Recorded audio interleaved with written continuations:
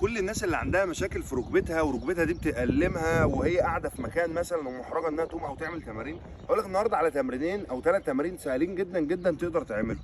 اول تمرين، اول واحد هتشد مشط رجلك، انا قاعد اهو، شد مشط رجلي عليا واثبت اول فوق، فانت كده بتقوي الكوادرسيبس وبتقوي عضلات رجلي كلها، واثبت 20 ثانيه وانزل.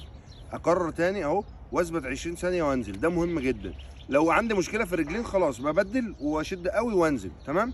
النقطه الثانيه، التمرين الثاني وانت قاعد زي ما انت اهو، برفع رجلي كده، مكعب رجليا من على الارض وانزل اهو، واثبت 10 ثواني وانزل، اثبت 10 ثواني وانزل، اكني بخطفها اهو، واثبت 10 ثواني وانزل اهو. الشكل الثالث، نحتاج نجيب حبل زي ده واقوم رابطه في رجليا من هنا اهو كده، وبشد مشط رجلي اهو، شد مشط رجلي واسيب، شد مشط رجلي واسيب.